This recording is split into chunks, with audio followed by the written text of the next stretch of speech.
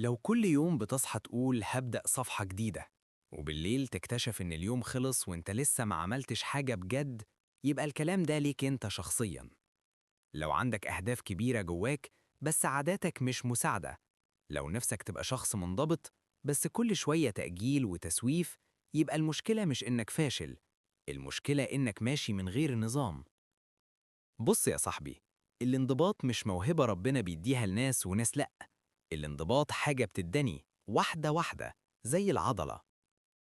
الناس تبص على إيلون ماسك وتقول ده سوبر هيرو، بس الحقيقة إنه باني نظام أقوى من مزاجه. هو مش بيستنى يحس إنه عايز يشتغل، هو بيشتغل عشان ده وقت الشغل. وإنت بقى، كم مرة استنيت تحس بالحماس؟ كم مرة قلت لما أبقى رايق هبدأ؟ الحقيقة المؤلمة شوية، الحماس مش بيجي الأول، الفعل هو اللي بيجيب الحماس. ابدأ حتى لو مش طايق، ابدأ حتى لو دماغك بتقولك لأ، قول لنفسك هشتغل 5 دقايق بس، وغالبا هتكمل. أصعب لحظة في أي حاجة هي لحظة البداية، بعد كده الموضوع بيبقى أهدى بكتير. خلينا نتكلم عن الصبح. أول ساعة في يومك دي بتحدد كل حاجة. لو أول حاجة بتعملها إنك تمسك الموبايل، فأنت حرفياً بتسلم يومك لأي حد غير نفسك. جرب تصحى وتكتب 3 حاجات بس عايز تخلصهم، مش لستة طويلة تخنقك، 3 بس، واضحين ومحددين. ابدأ بأصعب واحدة، خلصها بدري، وهتحس إنك كسبت اليوم من أوله. وما تقوليش ما عنديش وقت، كلنا عندنا نفس ال24 ساعة، بس الفرق في إدارة الطاقة. اشتغل 45 دقيقة تركيز حقيقي، اقفل النت لو مش محتاجه، حط الموبايل بعيد عنك، وبعدها خد 10 دقايق راحة. مش راحة سكرول، راحة بجد. الموضوع مش إنك تقعد قدام الكتاب بالساعات، الموضوع إنك تكون مركز فعلا. نيجي للمساء.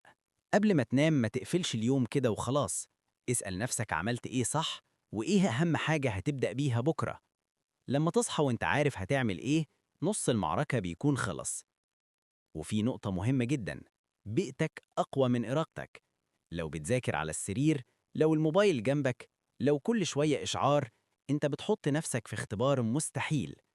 اعمل لنفسك ركن شغل حتى لو صغير، خلي المكان ده مرتبط في دماغك بالإنجاز. وأهم نقطة بقى، ما تقولش أنا مش شخص ملتزم، لأنك طول ما مقتنع بكده هتتصرف على الأساس ده. بدل الجملة دي، قول أنا بتعلم أكون منضبط، أنا بتحسن كل يوم.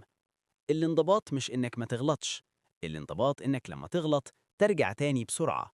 صدقني، مش محتاج تبقى عبقري، مش محتاج تبقى كامل، محتاج تبقى ثابت. كل يوم خطوة صغيرة، بس ما تقفش. يمكن بعد أسبوع مش هتشوف فرق ضخم، لكن بعد شهر هتحس إنك شخص تاني خالص. الفرق بينك وبين أي حد ناجح مش في الذكاء ولا في الظروف، الفرق في القرارات الصغيرة اللي بتتاخد كل يوم. فدلوقتي قدامك اختيار، تفضل ماشي بالمود ولا تمشي بالنظام. ابدأ من النهاردة، حاجة واحدة بس، والتزم بيها أسبوع، وأوعدك هتحس إنك أخيراً ماسك حياتك بإيدك.